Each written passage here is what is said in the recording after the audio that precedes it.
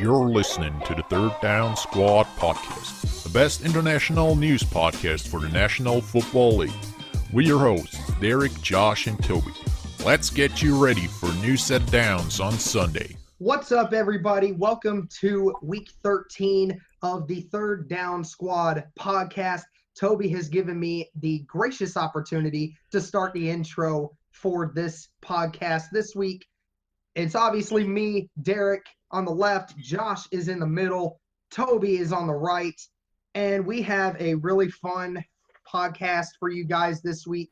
And we're going to start it with the recap of last week's games. Toby, why don't you go ahead and start? All right, yeah, of course I'm going to start us off here. And yeah, one game that really stuck with me last week was, of course, the Patriots game. The Patriots, of course, they didn't really look that good the last couple of weeks they played, especially against the Titans, that game that they lost at home. It was really embarrassing. And this week, again, I don't know what they did in that first half, but they went tied into the half against the New York Jets. What's happening with Tom Brady there? He's not looking like Tom Brady anymore.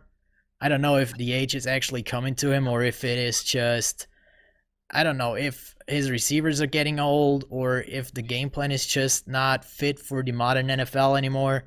But yeah, that's the one thing that kind of stood out to me last week is the first half by the Patriots. And yeah, I mean, the Thanksgiving games, oh my God, the first two games, how boring were those games? I mean, they were just not entertaining at all. They were hyped up, but nothing really delivered. The first game between the Bears and the Lions, I was kind of half watching anymore after the first quarter because I just got bored and did some stuff for the podcast and just kind of headed on next to working on the podcast here. But I mean, that was just so boring. What's going on with the games right now? Hey, I'm just lucky I had LeGarrette Blount starting in that one. Yeah. Got me 23 points. Yeah, the one game that you needed him. But Josh, what were your takes from last week? All right, Chase, Dad, Nathan, if you're listening to this, the Browns-Bengals game. Who saw that happening? I mean, nobody would know they'd come out to a 28-0 lead. That was ridiculous.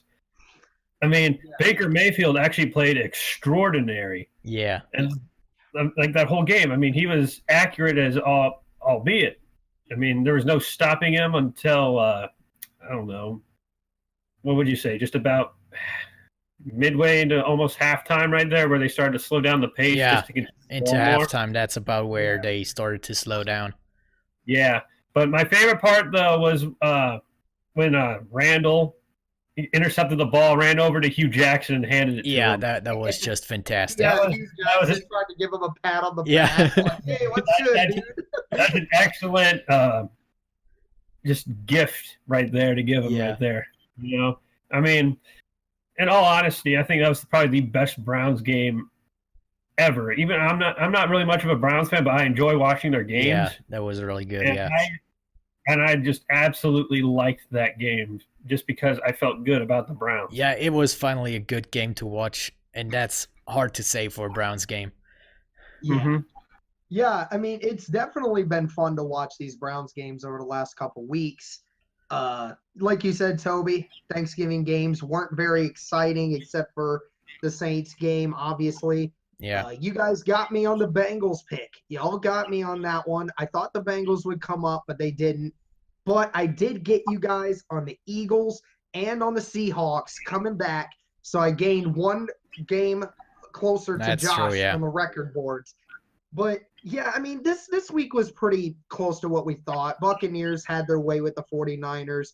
Jags actually almost got beat by the Bills. Yeah. I mean, that one was crazy. Ravens handed Raiders pretty decently. And like Toby said, you know, the Patriots just haven't looked the same. I don't know what's going on with them. It made it difficult to put them in my top 5 right now. I don't know what's going on with them. I can say that I don't think it's Tom Brady.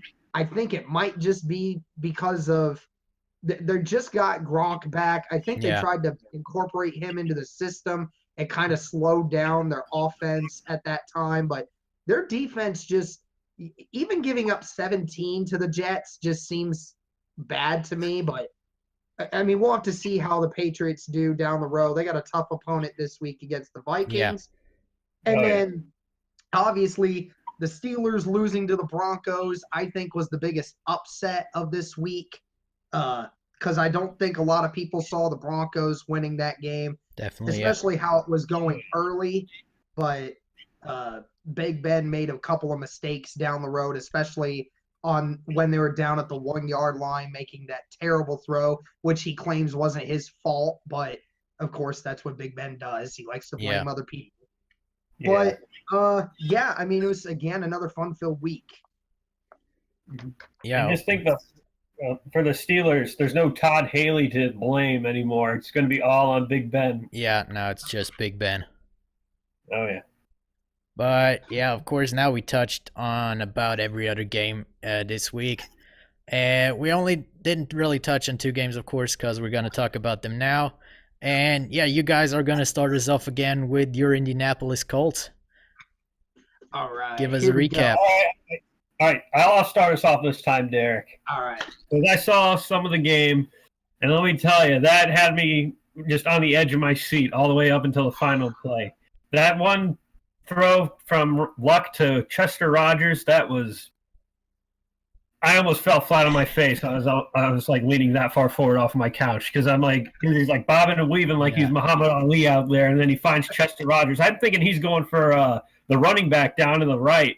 But no, I just see him just pull back and throw it, and it's just a perfect dime to Chester Rogers to set up that Adam Vinatieri field goal. Mm-hmm. I mean, Leonard on the defense, he's brought that spark. I don't know if you've seen any videos at all on him, but when he's mic'd up, he's getting everybody hyped, and he goes like, "Man, where's the goat? I want some milk. Give me where's the goat? I want some milk." He's gonna go and all that. He's doing all that crazy stuff out there, man. He's really energetic. I just think if we get him some more help, like with the left outside linebacker and the right outside linebacker in the future, we're going to have a pretty solid secondary. We just got to fortify that defensive line. And I mean, the defense does a lot of work, don't get me wrong. But I think if they do enough to get by and get Luck the ball back, I think that the Colts are going to be the dark horse, maybe even the AFC South champion if they can beat the Texans and the Texans just fall apart. But I think they're going to definitely be the dark horse coming into the playoffs once that season starts. Oh, yeah, definitely. I mean, again, shout out to Andrew Luck. He was just named AFC Offensive Player of the Month. He definitely deserves that award. And, of course, we all know the sack streak ended in that game. However, the Colts still are only giving up 11 sacks throughout 11 games. That is first in sack efficiency at a 2.13, which is slightly better than the New Orleans Saints. Again, Dolphins were the toughest opponent in since week 6 for the Colts. And to be completely honest, I think our passing game actually did better than our run game in that game, to be completely honest. Besides the one really unlucky throw that Tannehill had to his tight end that just happened to get over Kenny Moore's head. Other than that, that was the only really deep threat or deep ball that they were able to throw all game. Frank Gore had some pretty good runs in that first and second half. Obviously, the Dolphins got ahead late, up by 10 with about 8 minutes left.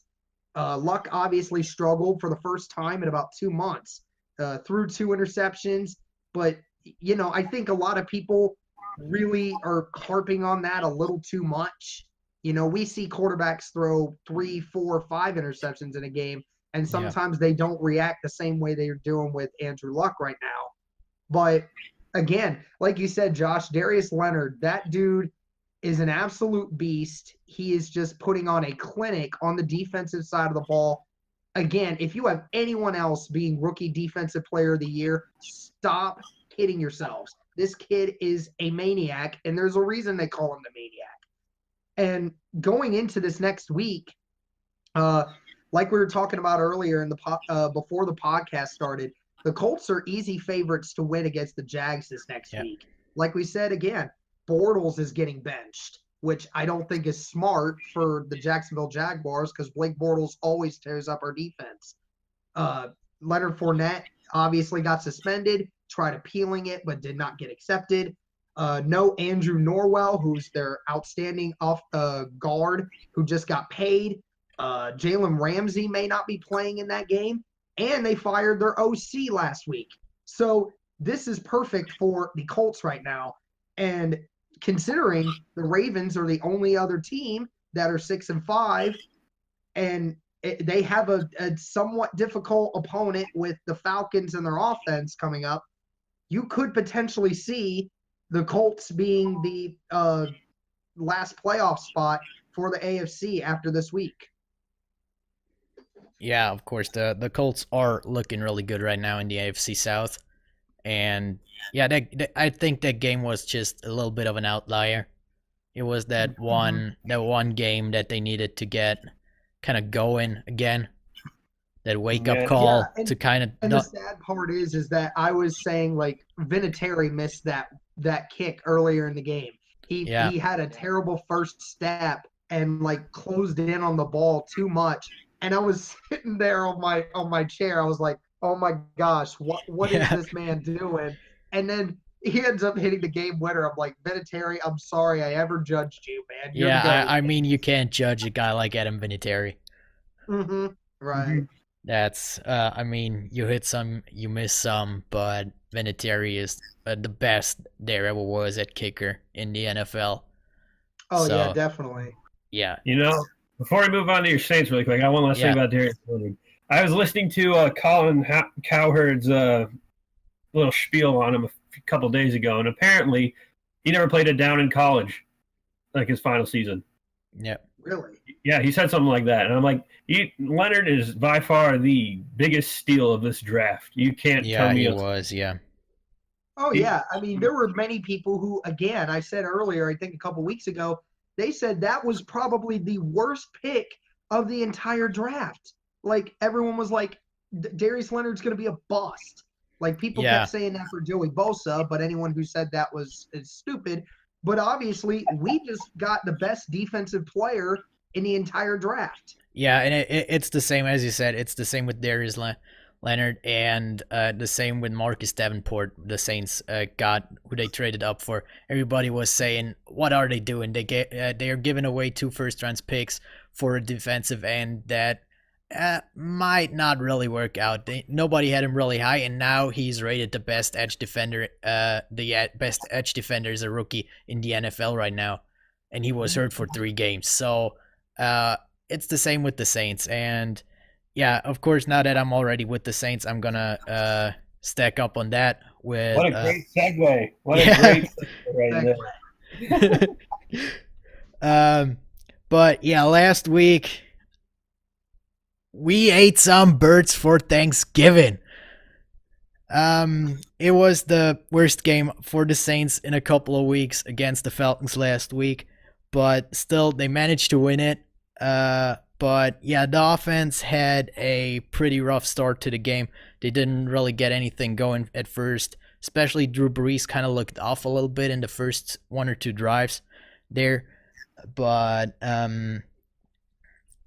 yeah, they got rolling pretty quick after they established a pretty good run game with Mark Ingram and Alvin Kamara. Especially Mark Ingram looked really good the first couple of drives, had a couple of really good runs for 20 yards there. But of course, the one thing that has to be mentioned with that game are the 4 touchdowns for 4 undrafted free agents in that game. Nobody that was established on the team. Neither Mark Ingram, nor Alvin Kamara, nor Michael Thomas, nor Benjamin Watson did catch a football. The 4 guys that caught a touchdown in the game were Tommy Lee Lewis, who had his 2nd career touchdown, Austin Carr, who also had his 2nd career touchdown, Dan Arnold, who had his 1st career touchdown, and Keith Kirkwood, who also had his 1st career touchdown. Pretty amazing to see 4 guys that had a combined 2 touchdowns touchdowns before the game, catching 4 touchdowns in that game. It's amazing. That's where you can see the class of Drew Brees. He can make anybody good. They just have to sign guys off the street, basically. As long as Drew Brees is throwing to the receivers, basically anybody can catch a touchdown on that team. But on the other side of the football, I mean, that Saints run defense is just, it's outstanding. Usually, the last couple of years, the Saints really struggled to defend against the rush. But this year, I don't know what they found. It's their linebackers are finally, they have good linebackers right now that can stop the run. That's the one thing that they were missing the last couple of years. But last week, they allowed a total of 26 rushing yards against the Falcons, who have a pretty good duo of running backs in there, if I say so. So usually teams are allowing a lot more rushing yards than that against the team. They had 16 rushes for that 26 yards, which is an average of 1.6 yards per rush. And I mean, the leading rusher for the Falcons was, in the end, actually their quarterback in Matt Ryan, who had 2 rushes for 16 yards. And I mean, it's not a good sign when your quarterback is accounting for more than 50% of your rushing yards. That means something is going pretty wrong, or your defense is doing something really right to stop the run there. And actually, that's one thing that is really important for this week, or actually, as we're recording this, the game is only away, 2 hours?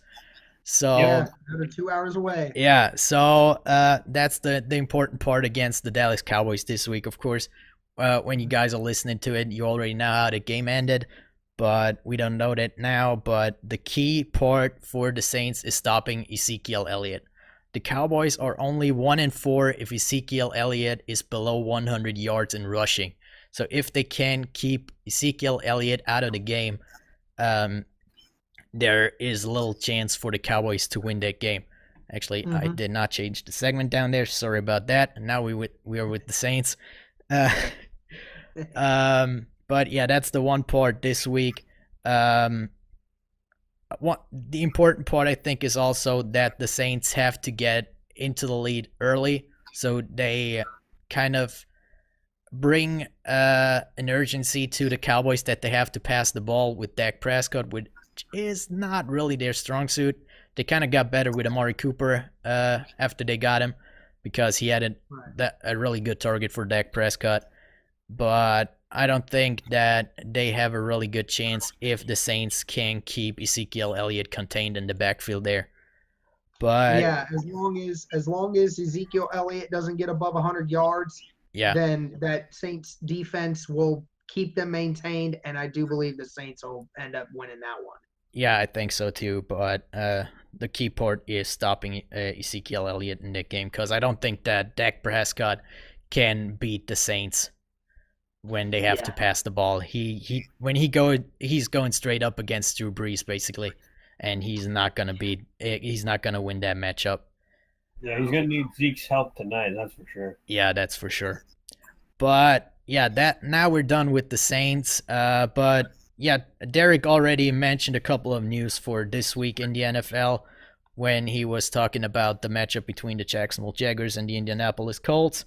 But of course, there were some other news as well. Of course, I'm just going to repeat the news that Derek already mentioned, that the Jaguars have benched Blake Bortles in favor of Cody Kessler, who is going to start this game against the Colts this week.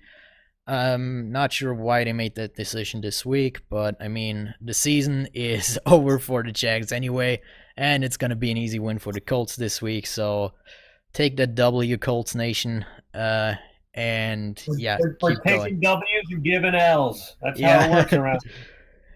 And of course, the other news for the Jags, Derek also mentioned that as well. Leonard Fournette will not play the game against Indianapolis, as he lost his appeal today for the 1-game suspension after throwing punches in the game against the Bills last week, in which he was also ejected.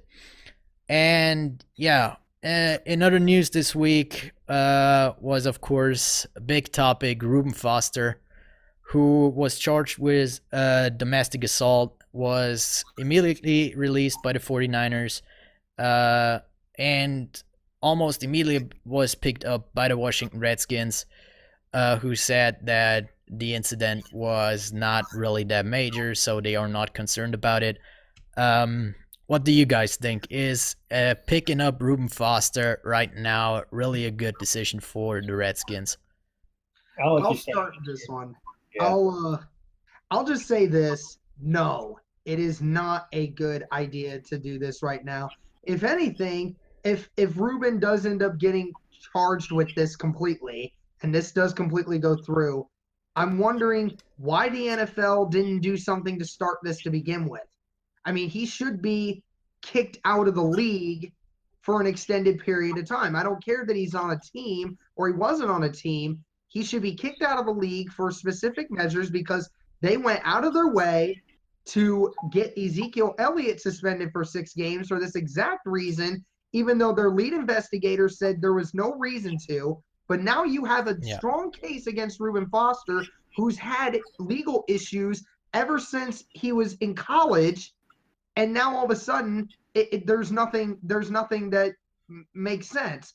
And I don't like how the Redskins owner stated how this, and I'll directly quote it. He says, "This issue is potatoes compared to what else is going on around the NFL." Yeah. I don't know what else is going around the NFL that's that much bigger than domestic violence.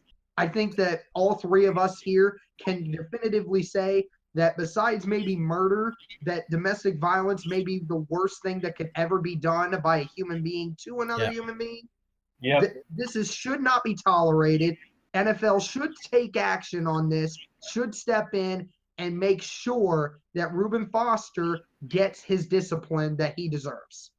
Yeah, definitely. Yeah. So from what I've heard, I think that they said this is the same person that wrongly accused him last time. Yeah. If I'm not mistaken.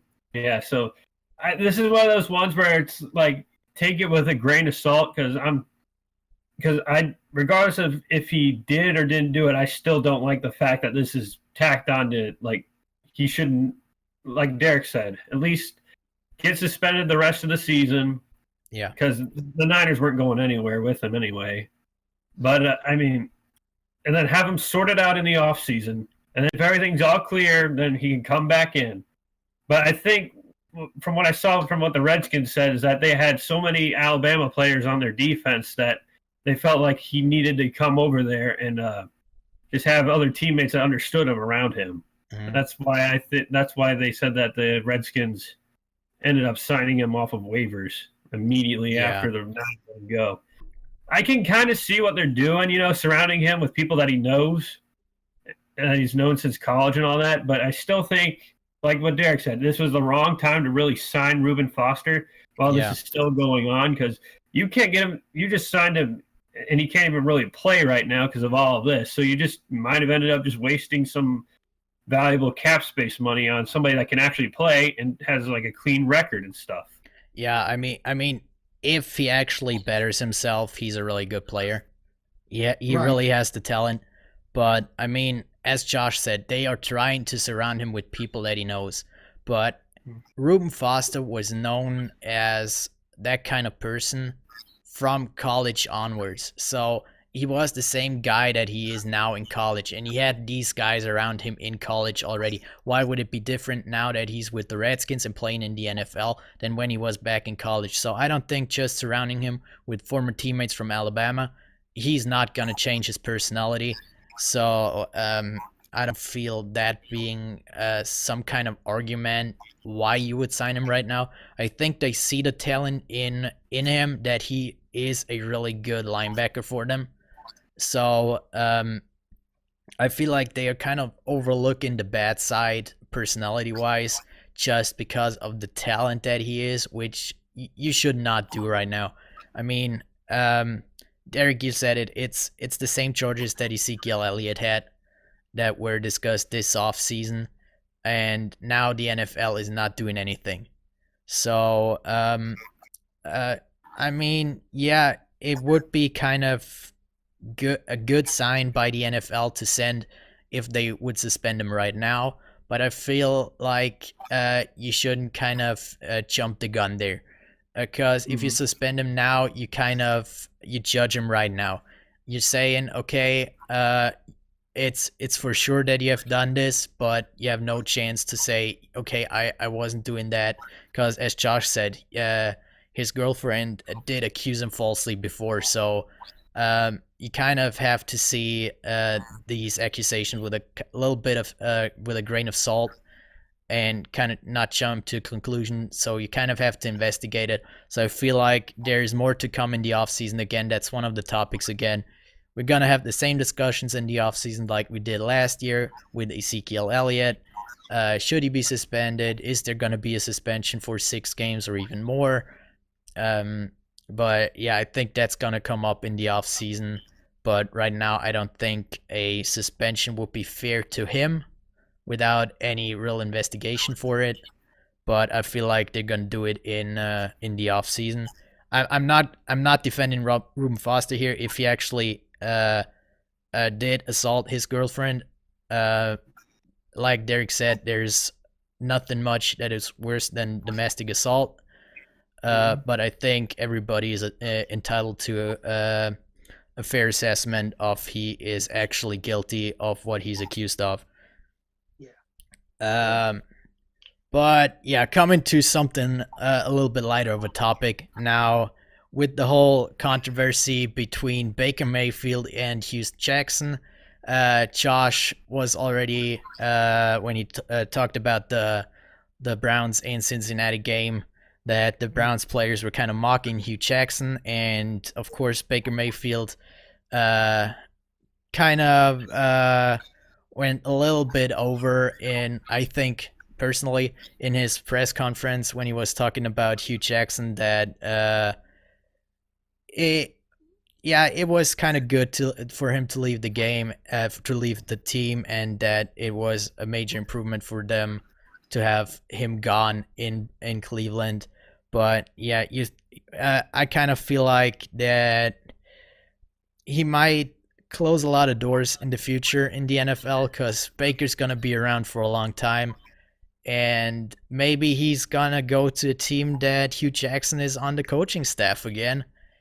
And I don't know if the relationship between the two of them will be that great in the future when Baker Mayfield comes out and says this kind of stuff again about Hugh Jackson now. So how do you guys feel? Should he express himself like he did and tell the truth, or kind of hold back and kind of maintain the relationships that he might need in the future of the league? All right, I'll start us off on this one here. I think after I live and know a bunch of Browns fans, and I know how they felt about Hugh Jackson. Some people supported him. I don't know why, but they did. And that's their opinion, and I respect that. And other people's downright, I don't want to use hate, I want to say strongly disliked Hugh Jackson, to the point where they wanted him off the team after that 0-16 season. So I think what Baker should have done is, I know that Hugh kind of, well, not kind of, he was kind of a drab to like be around. Just looking at him on the sidelines, he didn't look that enthusiastic at all. And in all honesty, it looked like he was hurting Baker Mayfield statistically. Yeah. After they got that. But I think Baker should have, I guess, acted a little bit more professional in that one, because I know it's his rookie season and he wants to be outspoken and stuff like that. But if you're going to just start disrespecting somebody that was your head coach, for regardless if it was like almost not even like an entire season, he still is another like person in the same league as you with the same job. And like you said, Toby, if he's on the same coaching staff with him again, there's already a strained relationship there, and they're going to be horrible. Yeah. I just think that for Baker Mayfield to be considered one of the greats in the near future, he just has to learn to deal with it, and move on, and then talk about it in his like biography in his book. Yeah. Retires. Yeah, I mean, I was talking to Chase about this earlier today. He was asking me, was Baker in the wrong for what he said about Hugh Jackson? And I mean, to be completely honest, he's just saying a lot of what Cleveland Browns fans have been saying for the last 2 years. I don't really have a problem with what Baker Mayfield said. I have a problem with how he's delivering it. The issue is you can have an opinion on somebody. I mean, it's not like it's set in stone. It's not like it's cherry pops over there. Baker Mayfield was your franchise guy. You brought him in here to be that guy. And then when Hugh Jackson is slowing him down, and Hugh Jackson has been your demise for this franchise for the last 3 years, there are going to be a lot of people, and it's Baker's not the only one that feels this way. There are a lot of Browns players, the majority of them, that feel the exact same way. They felt that Hugh Jackson was a fake coach. He should not have been there. He should have been gone long ago. He was holding them back. I mean, they just didn't want to come out, but Baker Mayfield is that guy. He is confident. He is loud. If he has an opinion, he will make sure that it gets voiced. I just think that if you wanted to say it, say, oh, Hugh Jackson, I mean, it's all business at the end of the day. I didn't like him as a head coach. I didn't think he was. I felt like he was holding us back. I'm okay with that. But then when you say it, say, that's the end of it. I'm not talking about it anymore. The fact that he keeps talking about it and keeps wanting to keep iterating on it. And I know that Chase was saying, at his press conference today, there were reporters that kept trying to get more information out of him. Listen, you as a player can say, I'm not answering that question. Yeah. I told you what I've already said. I told you I didn't like Hugh Jackson as the head coach of this team. Okay, straightforward. I mean, nobody in the Browns organization, not many Browns fans liked Hugh Jackson as a head coach. Yeah. But again, I didn't have a problem with him saying what he said. I just have an issue with how he delivered it and the way he made it perceived. Yeah, like you said, if you're coming out and just saying, okay, he was a bad coach, it wasn't a great fit or something, it's all good, and everybody would say, okay, yeah, you're right. Hugh Jackson might not be the right coach for the Browns, for you, or anything, or be a great head coach for the NFL even. But the way that Baker delivered it kind of felt personal. Mm-hmm. So I feel like he's not only hurting himself in relation to Hugh Jackson, but also to about every other coach in the NFL. Because, it might not work out with the Browns, or the Browns might find somebody else in the future and they trade Baker Mayfield to another team. And what's the relationship going to be with the head coach or any other coach there when they know, okay, if he doesn't like me, he's going to take it personal and he's going to say it in a personal way, just in front of the press, in the public, and all that stuff that's happening around the NFL. You just have to handle that stuff professionally. So I feel like in the eyes of a lot of coaches in the NFL, Baker hurt himself a lot doing that press conference and expressing himself in that way about Hugh Jackson. Yeah.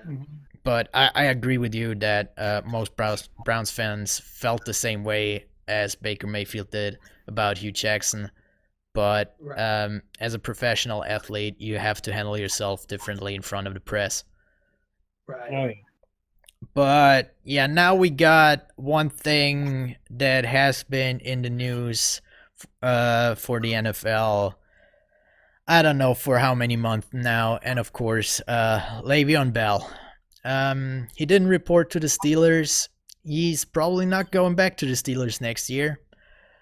But there are a couple of landing spots that he might end up in. But what do you guys think? What are the landing spots for Le'Veon Bell?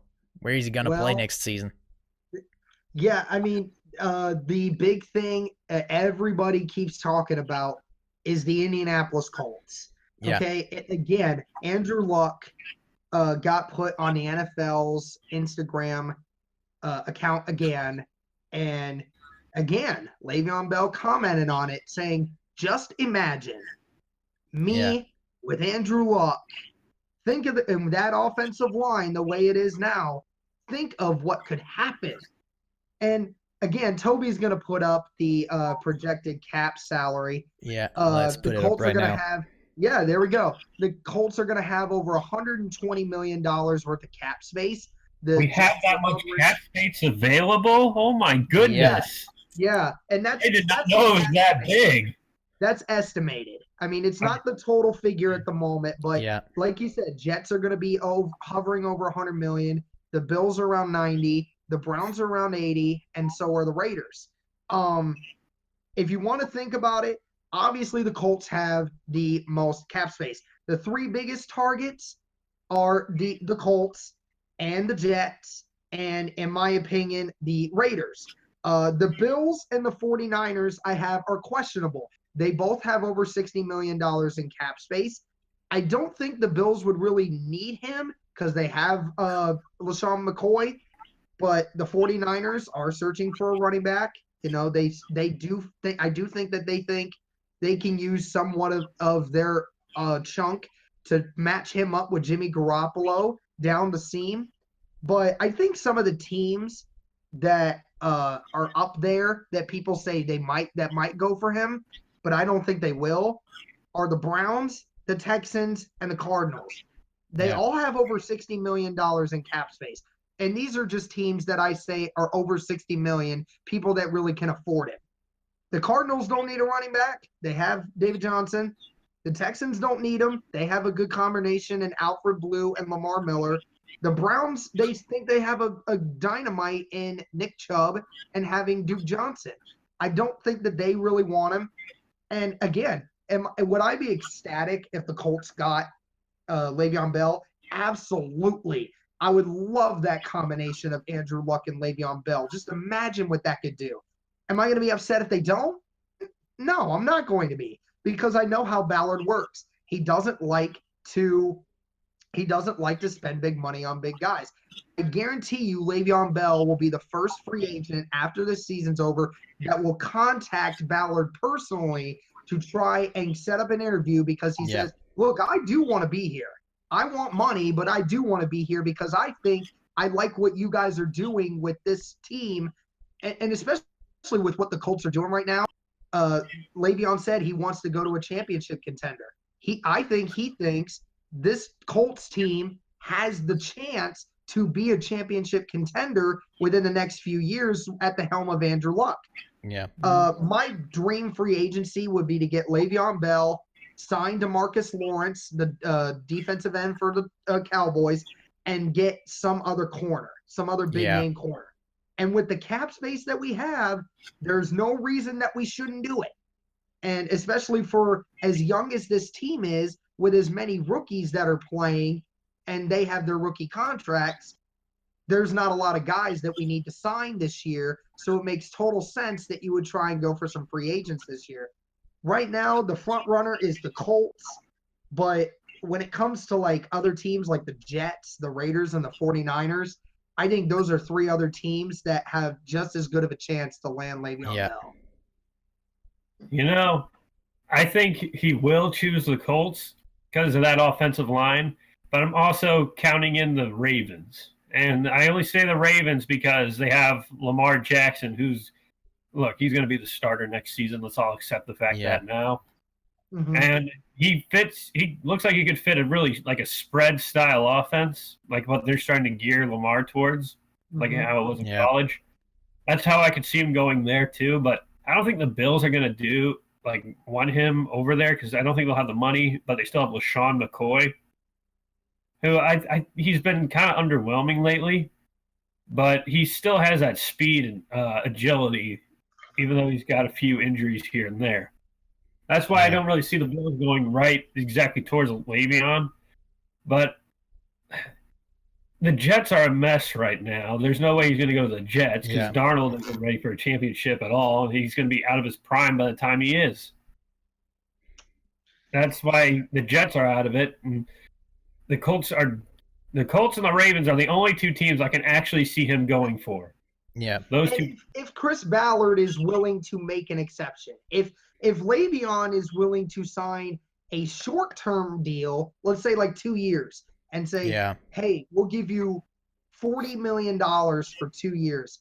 go out here, prove you can make this team a Super Bowl team. I'll pay you again. I will. I just think Chris Ballard, I think with this cap space, can be a little more aggressive than he has been in the last few years. I'm hoping he is, but we'll see what happens. Yeah, I think this is what he was saving his money for right here, just for this free agency right now. Yeah, it's a big free agency, yeah. Yeah, I mean, Eric Ebron has a second life in Indianapolis right now. Yep. I mean, that happens when you actually have a good quarterback. Did you see that he actually passed his career stats with the Lions with that 12th touchdown? Yeah. Only 11 touchdowns in his career in Detroit, and look at him now. He's got 12 in one season. He was a Boston Detroit. He was a Boston Detroit, and now he's the best tight end in football with this year because he's got the offensive system and the quarterback to get him the football. Yeah, true. Mm-hmm. But, yeah, of course you guys are kind of better informed about the Colts and the Le'Veon situation there and the running back situation there as I am. But, yeah, I mean, Le'Veon is asking for a long-term deal, preferably 4 years, with a salary of a minimum of $17 million per year. Some are actually saying he wants $20 million a year. But, I mean, yeah, I'm going to put up the cap space again. There are only a handful of teams that can pay Le'Veon Bell right now. And as you guys have said, the Colts, for me, are in the running for Le'Veon right now.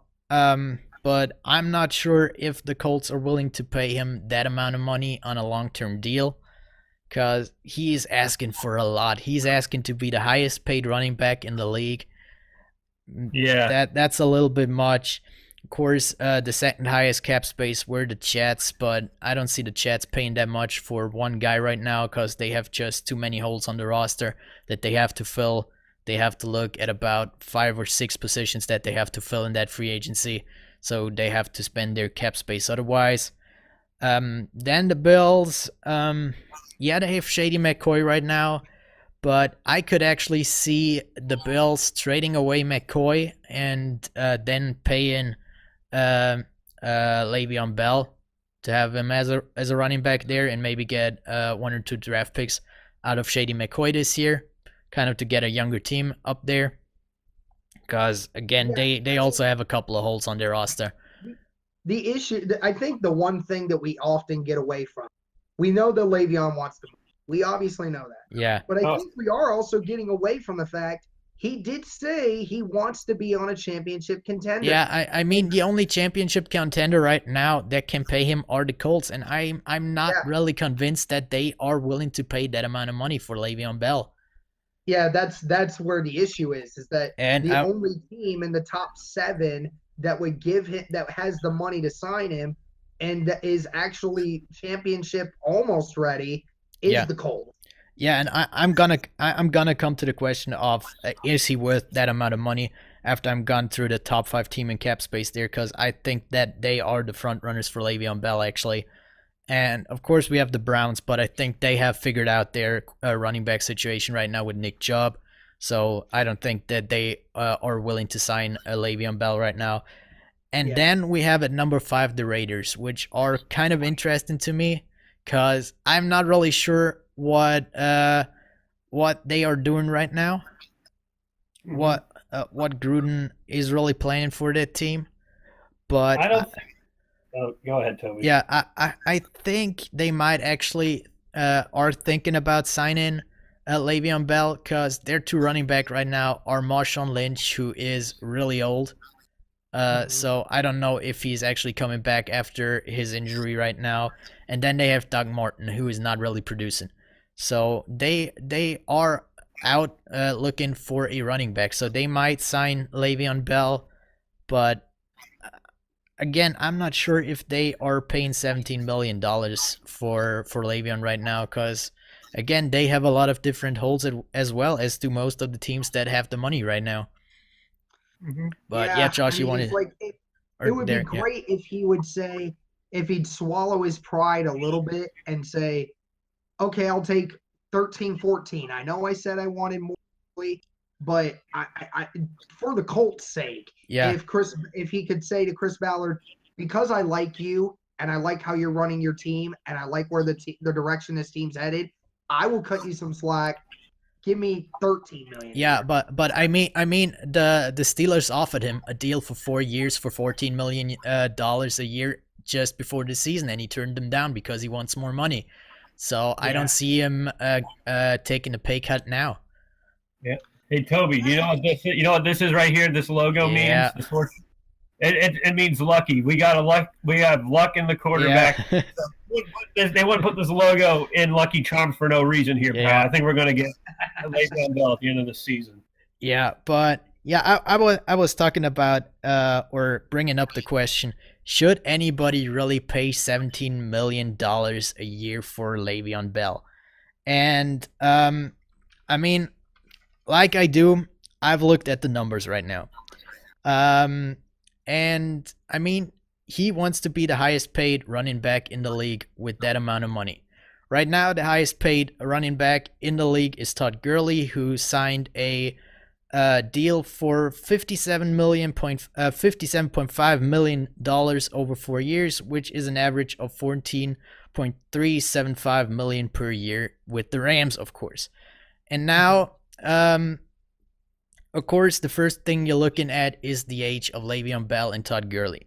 At the start of the 2019 season, Le'Veon Bell will be 27 years old, and Todd Gurley will be 25 years old. So Le'Veon Bell is looking for a 4-year deal, so he's looking at a deal that puts him in the 30s at the end of the contract, which, of course, for running back, if you're having a 3 as the first digits of your age, yeah, people are looking different at you. So Frank Gore will tell you otherwise. Yeah. Well, yeah, but Frank Gore is a different kind of breed of running back. Yeah. Frank the Tank. Yeah, of course, there are always exceptions, but still, people are still looking differently at Frank Gore once he turned 30. So, I mean, that's one thing for Todd Gurley, for Le'Veon Bell, sorry. He is looking for a contract into his 30s with an average of $15 million a year being the highest paid running back. And if you're looking at the numbers right now, that are the stats for Le'Veon Bell last season. Of course, he doesn't have any stats this year. And he had 321 carries over 15 games for 1,291 yards and 9 touchdowns. Receiving, he had 85 receptions over 107 targets with 655 yards and 2 touchdowns. So he had a total of about 2,000 yards and 11 touchdowns. But now if you're looking at Todd Gurley, he had also played only 15 games last season, as he said out the last week of last season, as the Rams were already in the playoffs. And he had 279 carries, but managed to do 1,300 yards, a little bit more than Le'Veon Bell. And compared to the 9 rushing touchdowns that Le'Veon Bell had, Todd Gurley had 13 rushing touchdowns, so a couple more. In the receiving department, Todd Gurley had 64 receptions on 87 targets, less than Le'Veon Bell, but had over 100 yards more than Le'Veon Bell did in Pittsburgh. And also, Todd Gurley, again, had more receiving touchdowns than Le'Veon Bell had, with 6 touchdowns compared to 2 touchdowns receiving. So if you're looking at the stats right there, Todd Gurley is the better running back with the stats, receiving and rushing, and he's producing more touchdowns. So if I'm looking at the stuff, age, stats, and all that, I feel like that Todd Gurley should be paid more than Le'Veon Bell. So I feel like a contract for Le'Veon Bell with $13.5 million a year would be kind of the right number for Le'Veon Bell, but I don't think any team should pay Le'Veon Bell $17 or even $20 million right now. Yeah, I mean, I think if he were, let's say he goes to the Colts at the end of the season, I think his receiving is going to shoot way up. And I think behind this offensive line that is far superior to the Steelers' offensive line right now, even without Ryan Kelly, I think his stats would drastically increase, especially in this kind of offense we have here. Yeah. Because, I mean, and the reason his receiving is low is because they have Antonio Brown and Juju Smith-Schuster over them. Yeah, but I And- mean, if you're looking at the rushing, the Steelers always had a pretty good offensive line. If you're Yeah. looking at James Conner right now, he still can produce in Pittsburgh. Yeah. And I mean, if you're looking at it, the offensive line in LA for Todd Gurley is not the best as well. So, and they It's also, not the best. It a lot of times depends on scheme. I mean, you're totally right. Todd Gurley has been putting up more yeah, stats. but I mean, I feel like Pittsburgh and the LA Rams, in comparison to the running back game, they are really comparable in my opinion, because they both have good receivers, and I would put Jared Goff and Big Ben at the same kind of quarterback, how good the quarterback is. So they are about the same. They are not in any way the same type of guy. They are pretty different, but in the way they are playing it, the game. But I mean, I think that the Rams and Pittsburgh from the stats at running back are pretty comparable. So I think Todd Gurley is just a better running back than Le'Veon Bell. So why should Le'Veon Bell be paid more than Todd Gurley? right. I think that we can all agree at right this moment, the Colts are the favorites to land Le'Veon Bell, but it's still way too early to see if that'll actually happen. Yeah, true. And no, yeah, like I said, he's probably gonna have to take a pay cut. And but Slightly. yeah, but now we talked enough about Le'Veon Bell and all that stuff. Now coming back to this season, and of course, we did this. I think sorry about that. 3 weeks ago with our power rankings. We're gonna update them today, or actually starting off with the MVP race first. Let's talk about the MVP of the season first. So yeah, guys, we've talked about MVP a little bit before, but actually now we're doing the rankings. Who wants to be the first one talking about and how they're ranking the guys right now? I think I'll start this one off. Toby and Josh, I think we all agree on the first and the second place when it comes to MVP voting. I think third, we kind of have a little bit of a disagreement with Toby on that one. But I think right now, obviously, number one is Drew Brees. He's first in the NFL in passer rating by a mile. He's leading the league in touchdown to interception ratio, having thrown, I think it's 27 or 28 touchdowns to only 2 interceptions so far. He's leading the best team in the NFL right now. He's possibly about to break the record for the most accurate season in NFL history. Right now, he's at 75%, and that would surely beat his previous record last year, which was 72%. Yeah. Which is absolutely crazy as it is. I mean, obviously, Drew Brees has help. He has a lot of talent on both sides of the ball, but obviously the system doesn't go without Drew Brees right now. I totally think that Drew Brees is the best quarterback in football right now, and given all his stats, I mean, I just don't see how you can't put him at number one at this moment.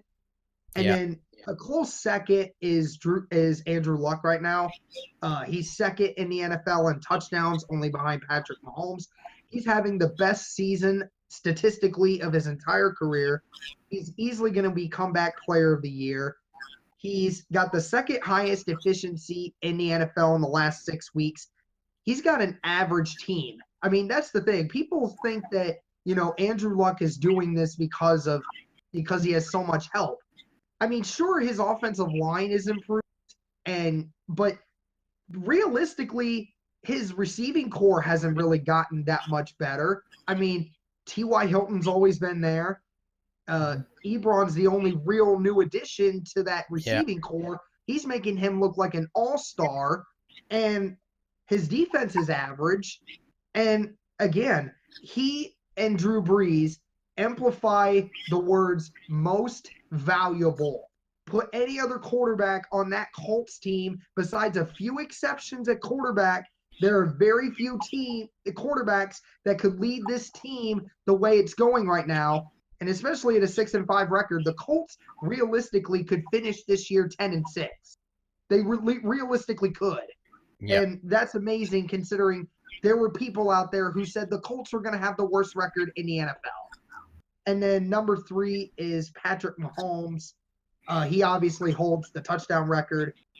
I think he's a little turnover prone in the 2 biggest games of the year so far. He's had multiple turnovers. He's thrown 7 interceptions, has had a couple of balls that were knocked out of his hands by defenders.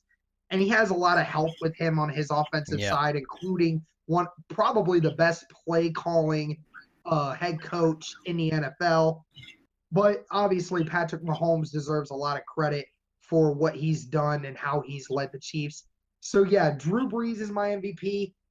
And second is Andrew Luck, really close. We'll have to see how that goes later. And then 3 is Patrick Mahomes. All right. So, Josh, give us yours. I think it's about the same. No, it's not about the same. It is the same. Yeah. Bring it up on screen. Yeah. Yep, Let's see it again. Well, I mean, you got to give Breeze, as much as I just adore Andrew Luck as a quarterback, I just think Breeze has just had the most productive season. It's pretty much like playing Madden and just maxing out his stats and everything. Yeah. Right. Even though Andrew Luck, I believe, has thrown more touchdowns than Drew Brees as of right now, Yeah. I think that Brees' accuracy is what's doing it right now. It's just remarkable at how accurate he is. It's just the minute that ball leaves his hands, you know that the wide receiver is probably going to catch it about half the time, just depending on if there's pass interference. Because Brees never overthrows. The wide receiver's just not fast enough. Exactly. True, yeah. Yep. And then with Andrew Luck, by far his best season in his entire career right now. I think he's going to go up from here, and I think he is going to reach 40 touchdowns this season, without a doubt. Mm-hmm. Yeah. He's got 32 right now, and he's got 5 more games to go. I mean, you just have to throw 2 touchdowns per game, which he definitely can do. Oh, yeah. And I think that they said that he just passed Peyton Manning. He passed or tied Peyton Manning for most consecutive games with 3 touchdowns. I think he was tied Peyton Manning at 8. Yeah. So I think if he throws another 3 touchdowns, which is more than likely right now, without a doubt, Yeah. he's on verge to passing Tom Brady with 10 games with 3 or more touchdowns in a season.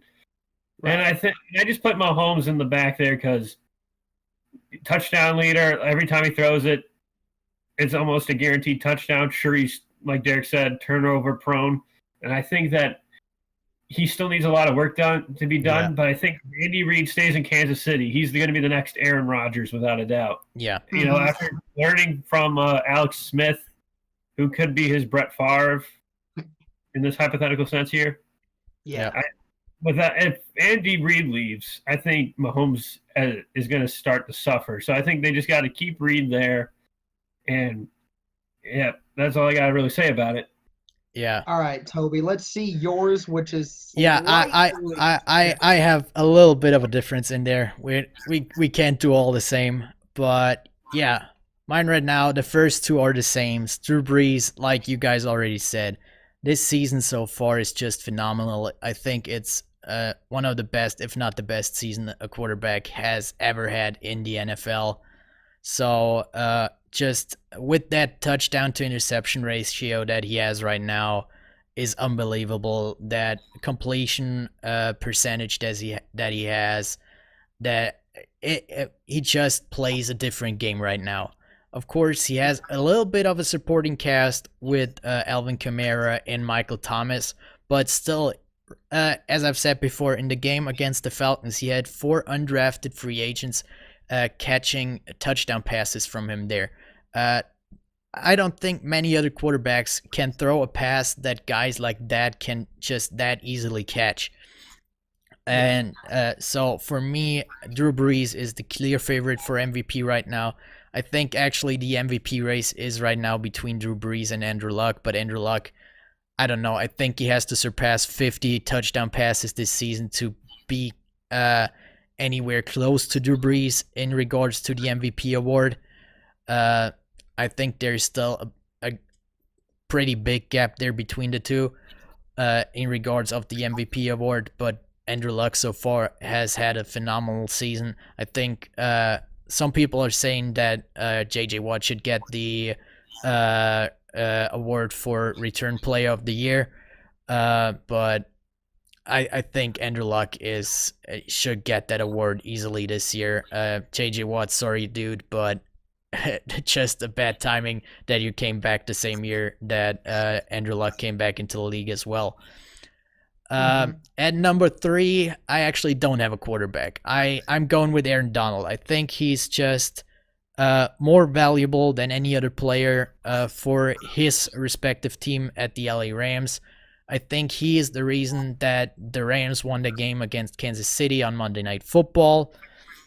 And a lot of other games that the Rams won were because of Aaron Donald and the pressure that he got on the quarterback. And he's just forcing mistakes of the opposing quarterback and the opposing offense. He's just a beast. So I got him at 3, just ahead of Patrick Mahomes at number 4. I actually don't see these two guys essentially in the MVP race anymore. For me, Patrick Mahomes is behind Aaron Donald is just because he's making too many mistakes. And I don't think he is really that valuable to the Kansas City Chiefs because he just has so much talent around him on offense, as you've seen last year. Alex Smith had the same team around him at wide receiver and running back and tight end in Travis Kelce. And he also had a phenomenal record in the regular season. So for me, there is not that much difference between Alex Smith and Patrick Mahomes in the valuable department for the Kansas City Chiefs.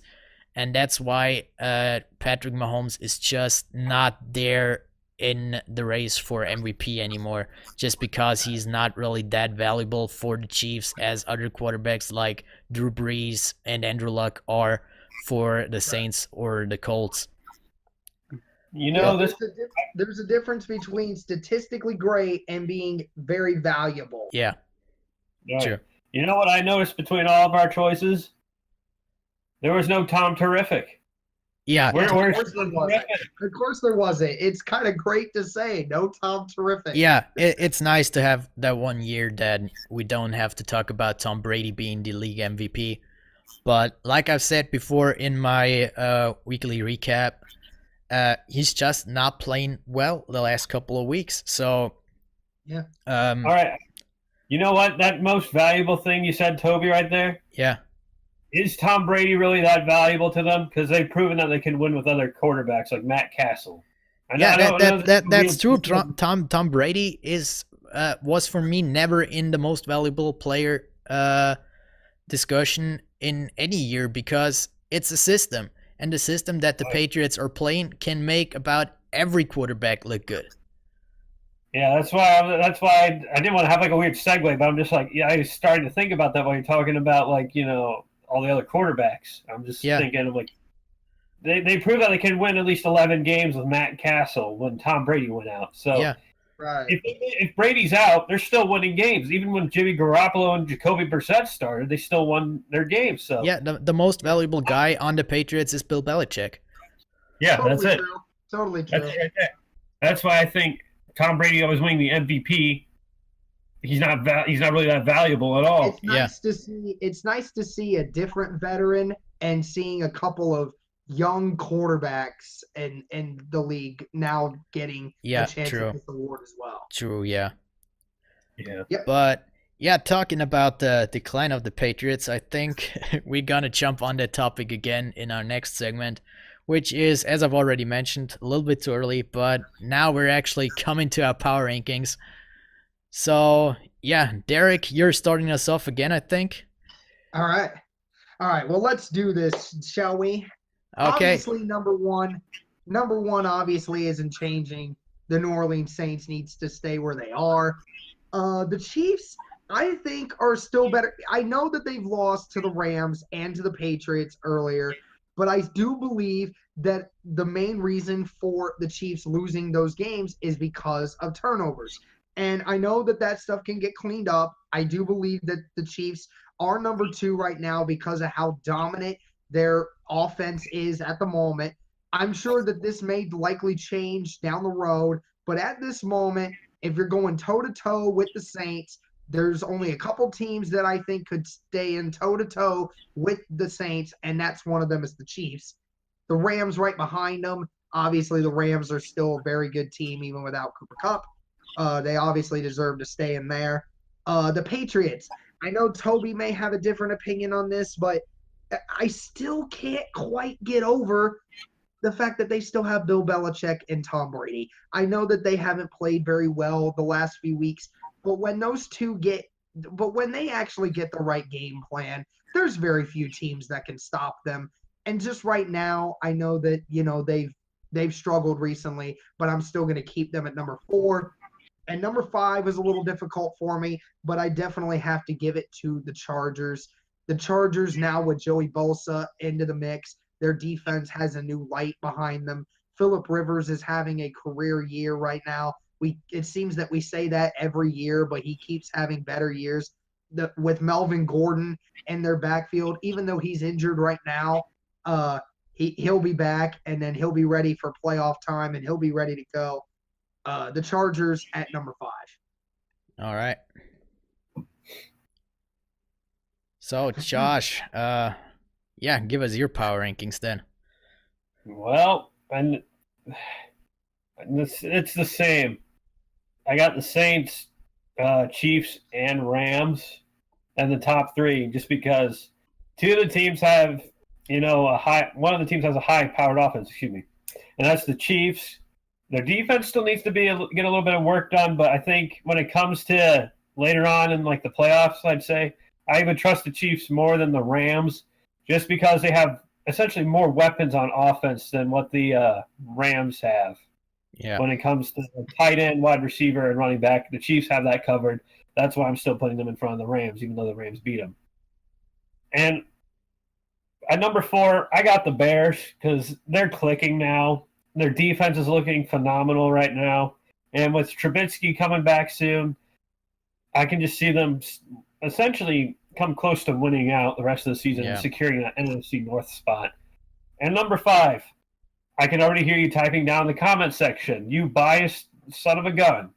I say, I tell you no. Just because Andrew Luck, if he's there, you're winning. It doesn't matter. You can say that you lost, but he lost. Andrew Luck, so he can't do it. He lost. No, the defense failed him on numerous occasions there. It's never Andrew Luck's true fault. It's the defense. And once they get that defense tightened down, Darius Leonard heading up the captain spot next season, because I can guarantee it right now, with the supporting cast is going to come in the future. But that's in the future. I just got the Colts at 5 because they're firing on all cylinders for the first time since 2009, I want to say. Yeah. Yeah. And everything's coming back together. That's why I'm moving them up to 5. I mean, nobody from ESPN is going to be tweeting at me saying, "Why are you Mel Kiper wannabe Jizo Pete's? Look at you." Then watch, somebody's actually going to do that. Oh yeah, somebody. Even in the comments section, that's where all comments go to die. But yeah, that's my power rankings right there. Yeah, and I gotta be honest with you, Josh. I was really thinking about putting the Colts in my top 5 as well.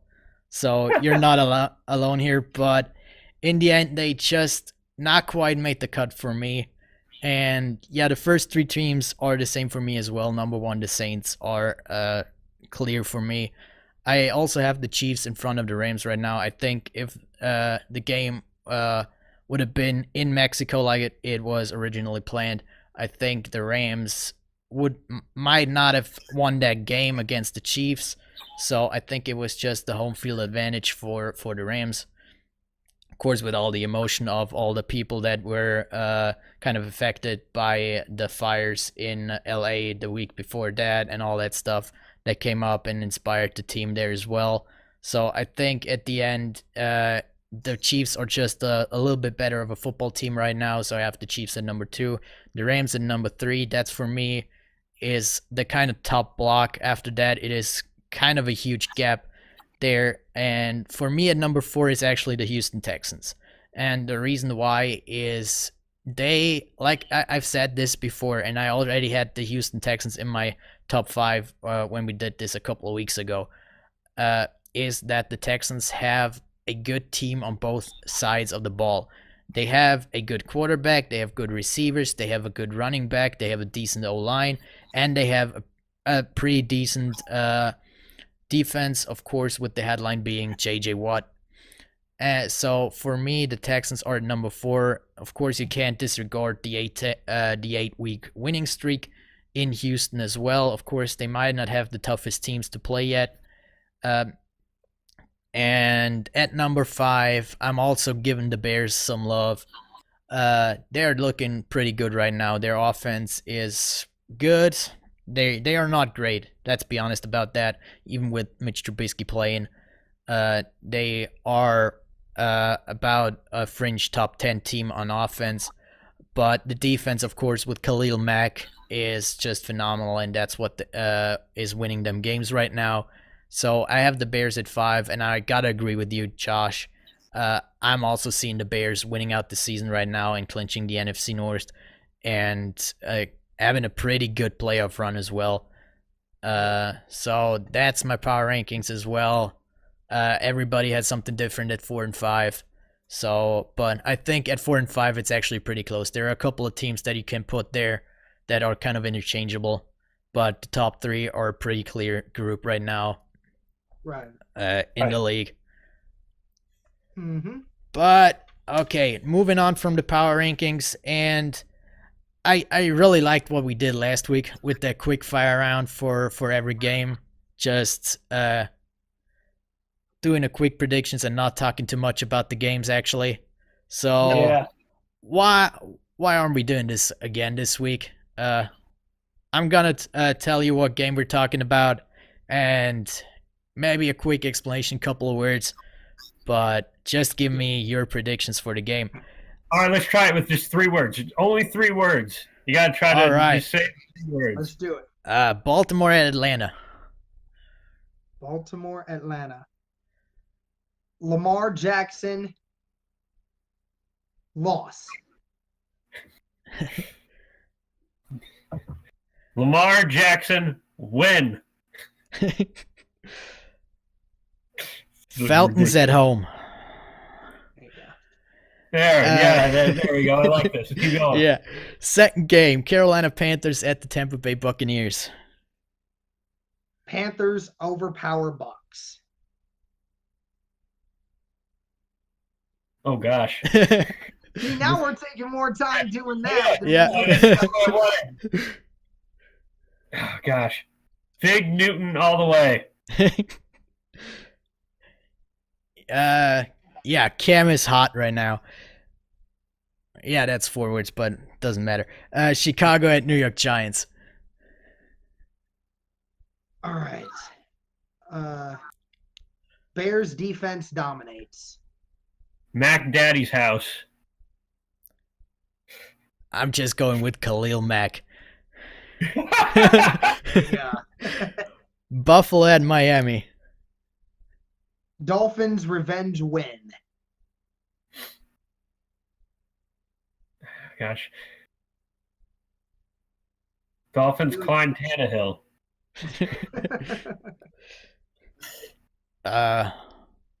Buffalo sucks. Straight up. You only needed 2 words. Yeah. Indianapolis at Jacksonville.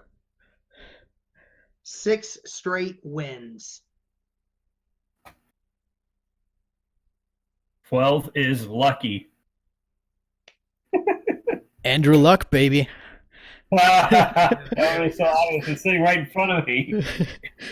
Cleveland at Houston. Horns down Browns.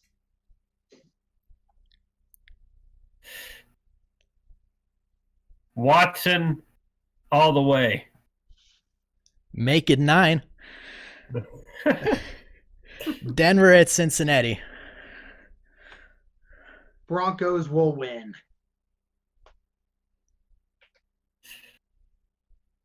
Ooh. Bronco kick Tiger. Green no help. There you go. There you go.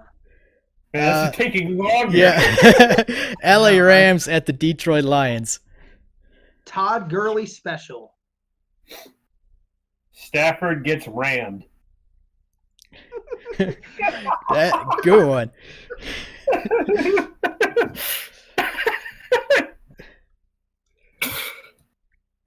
Rams win again. There you go. Arizona at Green Bay. Aaron Rodgers, baby.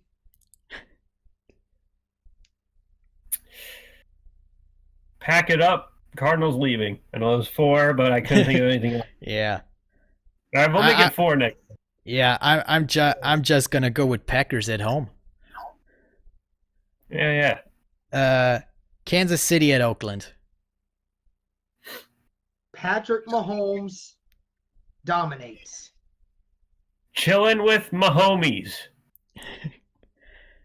I had a feeling that one was coming. Give me 60.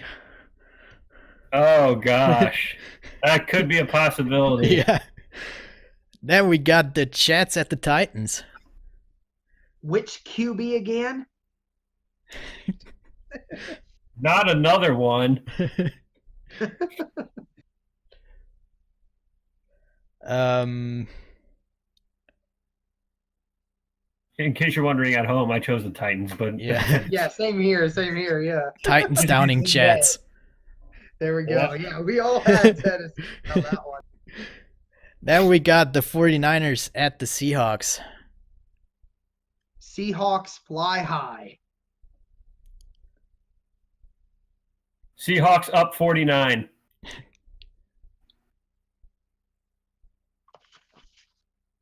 Twelfth man wins. Mm-hmm. Minnesota at New England. Patriots at home.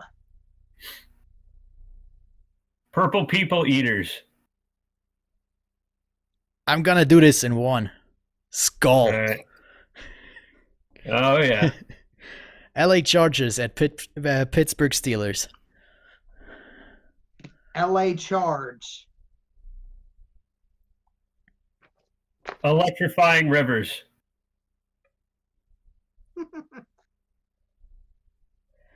I kind of can't do mine now. Oh, Just go ahead. Just go ahead and say it. Electrocuting Big Ben. Oh. Okay, all right. Redskins at Eagles. Fly, Eagles, fly. Loud eagle shriek. Wild Eagle shriek. That's quite the words. Philly, I guess. Philly. Philly. All right, that's it with our very interesting predictions this week. If you haven't caught on our predictions right now, I'm gonna put up a summary of all our predictions at the end of this video. If you're listening to this on Spotify, a picture of all our predictions is gonna be on my Twitter. Probably Derek is gonna retweet it as well. My Twitter is skiracer236. Derek is at Derek_larger. If you want to check it out. But for now, this is it for this week's podcast. Thank you guys for being on again. And glad to be here. yeah, Like, subscribe. Yeah, like and subscribe, and we'll see you next week. Subscribe to PewDiePie. Yes, we cannot allow these series to come in here and ruin PewDiePie forever. All right. Subscribe to PewDiePie. See you next week. See ya.